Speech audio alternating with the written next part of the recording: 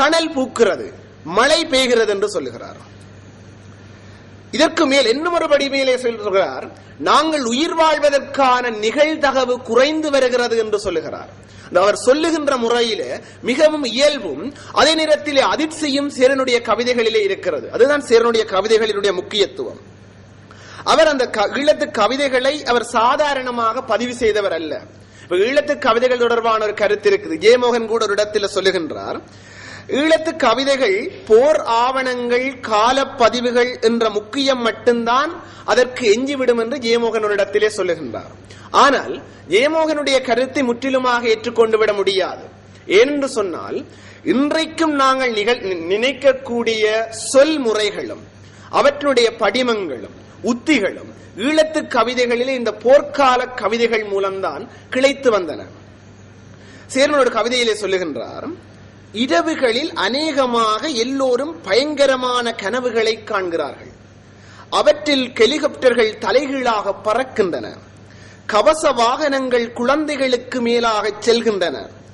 நமது சிறுவர்கள் கடதாசியில் துப்பாக்கி செய்து விளையாடுகிறார்கள்.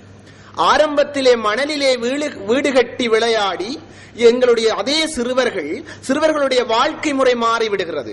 சேரன் சொல்லுகிறார், நமது சிறுவர்கள் கடதாசியில் துப்பாக்கி செய்து விளையாடுகிறார்கள் என்று சொல்கிறார். எனது நிலம் என்று ஓங்கி ஒலித்தும் மரணங்கள் கண்டு துவண்டும் புரட்சிக்காய் அறைகூவியும் நின்ற சேரனிடம் மனித நேயங்களும் சமூக விமர்சனங்களும் அடிச்சரடாய் ஓடிக்கொண்டிருந்தன. சேரனிடத்திலே சொல்லுகின்றார், என் கவிதை தொடங்குகிறது கண்ணீரிலும் இரத்தத்திலும் கரைகிற வாழ்க்கையில் இருந்து என்று சொல்லுகின்றார். வெறும் புரட்சி அழைப்போடு சுருங்கி விடாது 1990களில் தமிழ் தேசியத்தின் மோசமான பக்கங்களையும் மிக துணிவோடு சேரன் சாடினார். போருக்கு அழைத்த அதே சேரன் வெற்று வார்த்தை பந்தலிலே நினைவை சோடித்து தெரு தெருவாய் பாடி வைத்த பரணியெல்லாம் செத்த வீட்டு வாசலிலே வெட்டி இட்ட வாழைகளாய் 4ஆம் நாள் உதிர்கிறது, ஞாபகமும் உதிர்கிறது என்று பாட நேர்கிறது. அதன் உச்சமாய் அவர் சொல்கிறார், கரைபடியா கரங்களென திக்கட்டும் பறையறைந்து கவி சொன்ன என் வாய்க்கு செருப்படி என்று சொல்கிறார். எம் பரம்பரை போர் புரியட்டும் என்று சொன்ன அதே சேரன் போராளி குழந்தைகளை கண்டு மனம் பதறுகிறார். இதை ஏமோகன் சாம்பல் பூத்த தெருக்களில் இருந்து எழுந்து வருவதற்கு அறைகூவிய சிறுவன் ஒரு தந்தையாய் மாறிவிட்டிருக்கிறான் என்று குறிப்பிடுகிறார். இது சூழலினுடைய மாற்றத்தையும் சேரனினுடைய அரசியல் கருத்து நிலை மாற்றங்களையும் அவரினுடைய கவிதைகளினூடாக பதிவு செய்கின்றது. அடுத்தது, இந்த இன ஒடுக்குமுறையையும் வன்முறையையும் சேரன் எவ்வாறு வெளிப்படுத்தினாரோ அதே நேரத்திலே சேரனுடைய கவிதைகளிலே சமூக விமர்சனங்கள் மிக அழகாக வெளிப்பட்டன. பெண்களினுடைய நூற்றாண்டாய் தொடர்கின்ற துயரங்களையும் சாதி பிரச்சனைகளையும் சுரண்டல்களையும் எல்லாம் கடந்த ஒரு மனிதநேய பார்வையுடன் சேரன் முன்வைத்தார். சாதி என்ற பெயரில் மனிதனை மனிதன் அடக்கும் சாதி வெறியை முதுகு நான் கலங்கள் மீது பூஞ்சன வலைகளாய் சாதி பிரிவினை பின்னி இருப்பதை காண்கிறார். அதனால்தான் அவர் சாபம் போடுகிறார், நிர்வாணமாக தமிழர் எல்லோரும் தெருக்களில் திரிக என்று இந்த சாதி வரியை கண்டு அவர் சொன்னார்.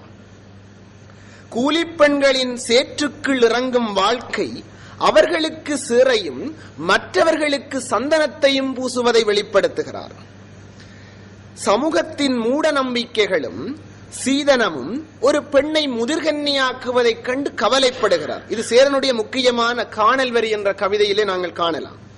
காத்திரு, உனக்காய் இவர்கள் அனைவரும் கொண்டு வருவர் 7 குதிரைகள் பூட்டிய தேரில் பொன்னிற இறகுகள் தலையில் மினுங்கும் தூய சத்திரியனை பார்த்திரு, உனது கூந்தல் வெளுத்த பின்பும் கூட என்று மிகவும் அழகாக வெளிப்படுத்துகின்றார். அடுத்தது, சேரனுடைய கவிதைகளில் எப்படி இன ஒடுக்குமுறை சமூக பிரச்சனைகளை அணுகுகின்ற பார்வை இருந்ததோ அதே போல இவரிடம் காதலும் காமமும் மிக அழகாக வெளிப்படுகிறது. சேரனின் கவிதைகளிலே போர்க்காலத்திலும் சரி, அவர் புலம்பெயர்ந்த காலத்திலும் சரி, இந்த காதல் காமமாகிய இரண்டு மிக அழகாக வெளிப்படும். சேரனே சொல்லுகின்றார், எங்களுடைய சமூகத்திலே ஒரு பார்வை இருக்கிறது, காதலையும் காமத்தையும் வெளிப்படுத்துவதென்பது ஒரு ஒவ்வாமையானது என்று. அதற்கு சேரன் ஒரு விளக்கம் ஒரு இடத்திலே சொல்லுகின்றார், காதல் காமம் சுகிப்பு இன்பம் துய்த்தல் என்று வருகிற போது எமக்கே நாம் பூட்டிக் கொள்ளுகின்ற ஒழுக்கத் தலைகளும் இந்த பண்பாடு என்பவற்றின் பிழையான போலித்தனமான புரிந்து கொள்ளுதல்களும் இந்த ஒழுக்கச் சிறைகளும் எனக்கு உவப்பானவை இல்லை என்று சொல்கிறார். இவருடைய காதல் கவிதைகள் எல்லாமே மிக அழகானவை, ரசிக்கக்கூடியவை. உன் நினைவில் வருகிறதா அந்த மழைநாள் என்ற நினைவு கிளர்தலிலும், என் சின்ன பெண்ணே எமது அன்றைய சூரியன் அன்றே மறைந்து போயிற்று என்ற இறந்த காலத்தின் காதலியினையும் நீளக் காலூன்றி ஒரு கொக்காய் காதலிக்காய் தவமிருத்தலையும் தன்னை வருட அவள் இல்லை என்றாகிவிட்ட போது நடுவழியில் திசையறியா பறவையாகி விடுவதையும், காதலின் அர்த்தத்தை புரிந்து கொண்ட போது கிளை விரித்திருந்த மரங்களுக்கு இலை உதிர்ந்து விடுவதையும், துயரத்தின் சாறு பிழிந்த தனிமை எப்படி இருக்கும் என்பதை என் பனிப்பாறையுள் நெருப்பின் உயிர் சுவட்டை எறிந்தவளிடம் கேட்டுப்பார் என்ற துயர் கிளர்த்தலையும், வயது ஏறியபின் பெரும் போகத்தில் திளைத்தலை, ஆடையற்ற முதுகில் எழுதிய முத்தத்தின் காயங்களை, அவளும் தானும் இருந்த அறை அவள் இல்லாது போன போது நூற்றுக்கணக்கான அறைகளில் ஒன்றாக நிறமற்று போய்விடுவதையும், கோபத்துடன் கலவி செய்த அன்று ஒரே நேரத்தில் மரண தொலைவு, முடிவற்ற இன்பம், முடிவற்ற துயரம், எல்லாவற்றுக்கும் நெருக்கமாக இருந்தோம் என்கின்ற அந்த போகத்தின் திளைப்பையும் சேரனுடைய கவிதைகளிலே நாங்கள் காண்கிறோம். ஆரம்பகால காதல் கவிதைகளை விட பிரசவ கோடுகளை தடவும் விரல்களில் இருந்து எழுந்து வரும் கவிதைகள் தீவிரமுடையதாக மாறிவிடுகின்றன. சேரன் புலம்பெயர்ந்த பிறகு ஒரு கவிதையில் எழுதுகின்றார், மதுவில் நனைந்த ஆடையை கலற்ற தனியிடம் தேவையா உனக்கு, சதுக்கத்தின் நடுவில் கலற்றி வீசு, தங்க காசால் உன்னை மறைப்பேன் என்று சேரன் காமத்தின் தீவிர குரலாக தன்னுடைய கவிதையை வெளிப்படுத்துகின்றார். அடுத்தது இறுதியாக அவருடைய கவிதைகளின் உள்ளடக்கத்திலே அவரது புலம்பெயர் அனுபவங்கள் மிகவும் முக்கியமானவை.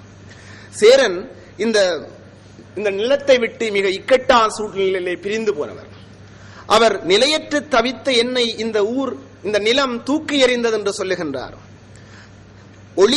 ஒளி வராத பனிப்பாலையில் தான் தஞ்சமாகியதை கூறி கவலைப்படுகின்றார். மரங்களற்ற வெள்ளை பனிக்காட்டில் தனித்தேன் என்று வெதும்புகின்றார். பனிப்பாறை தனித்தீவு குளிர்கால நாளில் எனக்கென்ன எதிர்காலம் என்று ஏங்குகின்றார். புகலிடத்தின் தனிமையிலும் விரக்தியிலும் கவிதை ஒலிப்பதை காண்கிறோம். முன்னம் இங்கே அவர் ஈழத்திலே அவர் இருக்கின்ற பொழுது மிகவும் கவலைப்பட்டார். எங்களுடைய துன்பத்துக்காக குரல் கொடுத்தார். சாம்பல் பூத்த தெருக்களில் இருந்து எழுந்து வருக என்று தமிழர்களை நோக்கி அறைகூவிய அவர் புலம்பெயர் வாழ்வினுடைய அந்த நெருக்கு வாரத்திலே சொல்லுகின்றார், கேட்டு கவலையுற்று துன்புறுவோம். இங்கே எது நடந்தால் கேட்டு கவலையுற்று துன்புறுவோம். பின்னர் வளமைப்படி என்பொருக்கும் பனிக்குளிரில் இறங்கி போய்விடுவோம் வேலைக்கு, பொழுதில்லை அழுவதற்கும் என்று அவருடைய சூழல் மாறிவிடுவதை குறிப்பிடுகிறார். இவ்வாறு